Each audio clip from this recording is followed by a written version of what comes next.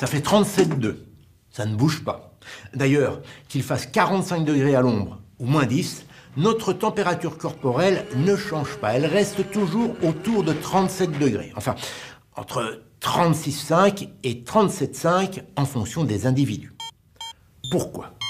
Eh bien, car c'est la température idéale nécessaire au bon fonctionnement de notre organisme. C'est à cette température que les réactions biochimiques qui font fonctionner nos cellules sont performantes. On parle de compromis biochimique.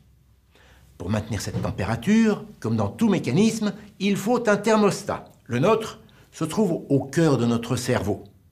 Il s'agit d'une glande de la taille d'une petite noix que l'on appelle l'hypothalamus. S'il fait très chaud ou si l'on fait un effort, la température du corps va avoir tendance à augmenter.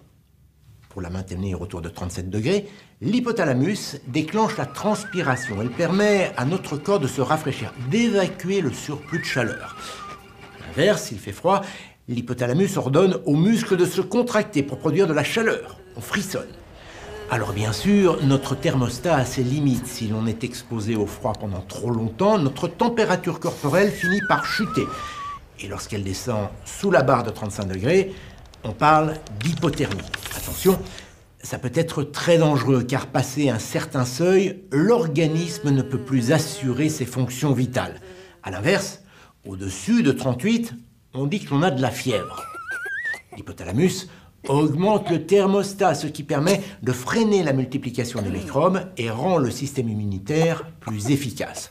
Mais attention, notre organisme n'est pas non plus conçu pour fonctionner en surchauffe. Passé 40 degrés, il faut être très vigilant, surtout chez les personnes fragiles comme les enfants et les personnes âgées. Une forte fièvre peut en effet provoquer une grave déshydratation, des hallucinations, voire des convulsions.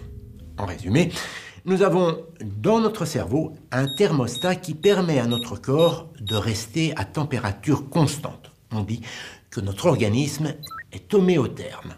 Enfin, il y a quand même quelques petites variations, puisque juste avant le réveil, notre température est à son niveau le plus bas et qu'en fin d'après-midi, elle est à son niveau le plus haut. C'est pour cette raison que le matin, je fais chauffer la machine en prenant une bonne douche chaude.